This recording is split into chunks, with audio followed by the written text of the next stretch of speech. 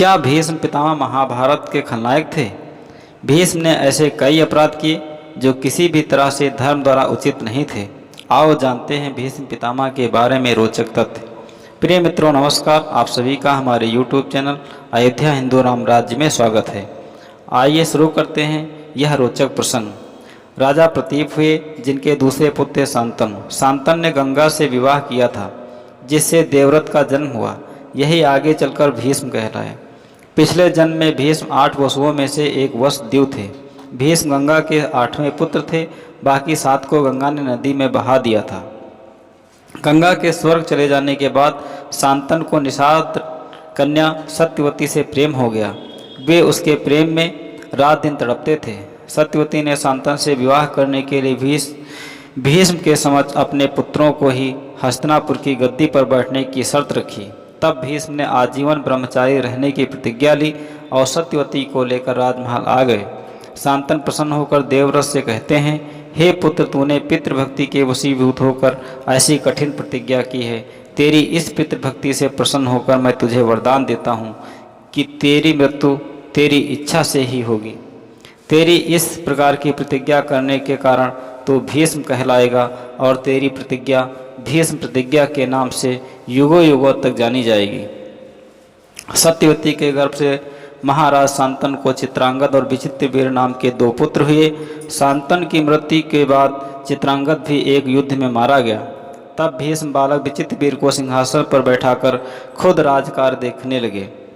विचित्रवीर के युवा होने पर भीष्म ने बलपूर्वक काशीराज की 3 पुत्रियों का हरण कर लिया, लेकिन उसमें से एक बड़ी राजकुमारी अम्बा को छोड़ दिया गया क्योंकि वह साल्वराज को चाहती थी। अन्य दोनों अंबिका और अम्बालिका का विवाह विचित्रवीर के साथ करा दिया गया।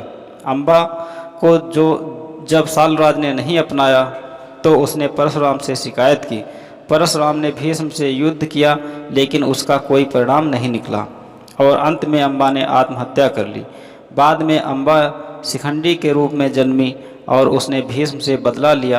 विचित्रवीर को दोनों अंबिका और अम्बालिका से कोई संतानें नहीं हुई और वह भी चल बसा। एक बार फिर गद्दी खाली हो गई। सत्यवती शांतनु का वंश तो डूब गया और गंगा शांतनु के वंश भीष्म ने ब्रह्मचर्य की प्रतिज्ञा ले ली थी। अब हस्तिनापुर की राजगद्दी फिर से खाली हो गई थी। तब सत्यवती ने भीष्म से विवाह करने को कहा लेकिन भीष्म ने प्रतिज्ञावश मना कर दिया। ऐसे में सत्यवती विचित्रवीर की विधवा अम्बालिका और अंबिका को नियोग प्रथा द्वारा संतान उत्पन्न करने को सोचती है और वह इसके लिए पराशर मुनि और उसकी संतान वेदव्यास को कहती है। भीष्म की अनुमति लेकर सत्यवती अपने पुत्र वेदव्यास द्वारा अंबिका और अम्बालिका के गर्भ से यथाक्रम धृतराष्ट्र और पांडु नाम के 2 पुत्र उत्पन्न करवाती है। बाद में एक दासी से विदुर का जन्म होता है। महाभारत के युद्ध में भीष्म पितामह कौरवों की तरफ से सेनापति थे। कुरुक्षेत्र का युद्ध आरंभ होने पर प्रधान सेनापति की हैसियत से भीष्म ने 10 दिन तक घोर युद्ध किया था। 10वें ही दिन इच्छा मृत्यु प्राप्त भीष्म द्वारा पांडवों के विनय पर अपनी मृत्यु का रहस्य बता देते हैं और तब इस नीति के तहत युद्ध में भीष्म के सामने शिखंडी को उतारा जाता है। प्रतिज्ञा अनुसार भीष्म किसी स्त्री, वेश्या या नपुंसक व्यक्ति पर शस्त्र नहीं उठाते हैं। तब शिखंडी के पीछे खड़े रहकर भीष्म को अर्जुन तीरों से छेद देते हैं। वे कराहते हुए नीचे गिर पड़ते हैं। जब भीष्म की गर्दन लटक जाती है तब वे अपने बांधवों और वीर सैनिकों को देखते हुए अर्जुन से कहते हैं, बेटा तुम तो क्षत्रिय धर्म के विद्वान हो, क्या तुम मुझे उपयुक्त तकिया दे सकते हो? आज्ञा पाते ही अर्जुन ने आंखों में आंसू लिए उनको अभिवादन कर भीष्म को बड़ी तेजी से ऐसे 3 बाण मारे जो उनके ललाट को छेदते हुए पृथ्वी में जा लगे। बस इस तरह सिर को सिहाना मिल जाता है। इन बाणों का आधार मिल जाने से सिर के लटकते रहने की पीड़ा कम हो जाती है, लेकिन सरसैया पर लेटने के बाद भी भीष्म प्राण नहीं त्यागते हैं। भीष्म यह भली भांति जानते थे कि सूर्य के उत्तरायण होने पर प्राण त्यागने पर आत्मा को सद्गति मिलती है और वे पुनः अपने लोक जाकर मुक्त हो जाएंगे।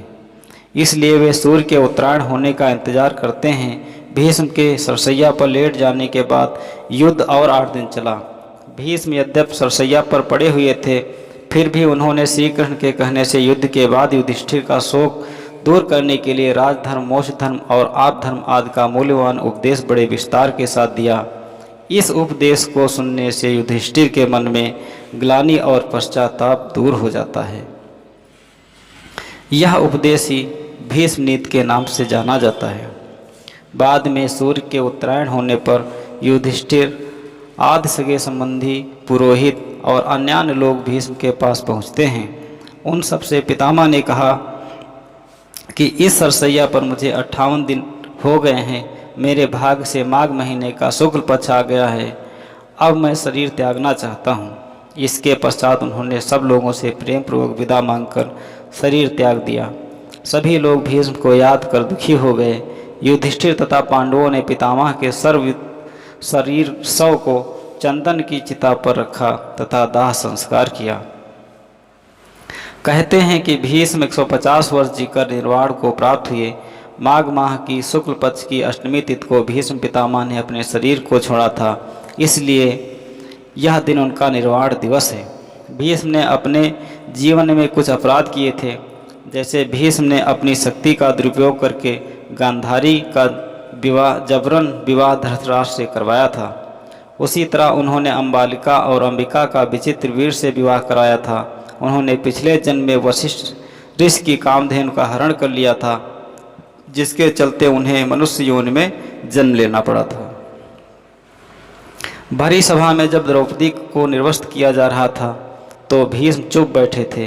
भीष्म ने जानते हुए भी दुर्योधन और शकुनी के अनैतिक और छलपूर्ण खेल को चलने दिया। सरसैया पर भीष्म जब मृत्यु का सामना कर रहे थे तब भीष्म ने द्रौपदी से इसके लिए क्षमा भी मांगी थी। जब कौरवों की सेना जीत रही थी, ऐसे में भीष्म ने ऐन वक्त पर पांडवों को अपनी मृत्यु का राज बताकर कौरवों के साथ धोखा किया था। भीष्म ने सरसैया पर लेटे हुए श्री कृष्ण से पूछा कि हे मधुसूदन, मेरे ये कौन से कर्मों का फल है जो मुझे बाणों की सैया मिली। तब श्री कृष्ण ने कहा, पितामह, आप अपने पिछले 101वें जन्म में जब एक राजकुमार थे तब आप एक दिन शिकार पर निकले थे। उस वक्त एक करकैटा एक वृक्ष से नीचे गिरकर आपके घोड़े के आगे भाग पर बैठा था। पितामह, आपने अपने बाणों से उठाकर उसे पीठ के पीछे फेंक दिया था। उस समय वह बेरिया के पेड़ पर जाकर गिरा और बेरिया के पेड़ उसकी पीठ में धंस गए। करकैटा जितना निकलने की कोशिश करता उतना ही कांटे उसकी पीठ में चुभ जाते और इस प्रकार करकैटा 18 दिन जीवित रहा और यही ईश्वर से प्रार्थना करता रहा, हे युवराज, जिस तरह से मैं तड़प तड़प कर मृत्यु को प्राप्त हो रहा हूँ, ठीक इसी प्रकार तुम भी होना। इसी श्राप के कारण भीष्म को बाणों की सैया पर लेटना पड़ा।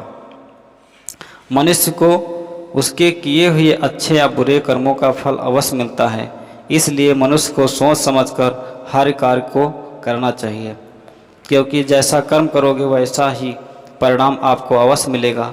वहाँ किसी प्रकार की रिश्वत या सिफारिश नहीं चलती। अपने अगले पिछले जन्म में भीष्म द्वारा इतने पाप करने के बाद भी भीष्म को किसी भी तरह से खलनायक नहीं माना जा सकता, क्योंकि भीष्म ने जो भी किया वह हस्तिनापुर के सिंहासन की रक्षा और कुरुवंश को बचाने के लिए किया था। तो फिर महाभारत का सबसे बड़ा खलनायक कौन था? आप कमेंट में ज़रूर बताएं। मित्रों, यह वीडियो अगर आपको अच्छी लगी हो तो हमारे चैनल को लाइक और सब्सक्राइब करें। वीडियो को शेयर करना ना भूलें। यदि आपके मन में कोई प्रश्न है तो कमेंट में ज़रूर लिखें। फिर मिलेंगे एक नई वीडियो के साथ, तब तक के लिए धन्यवाद। जय श्री कृष्णा, राधे राधे।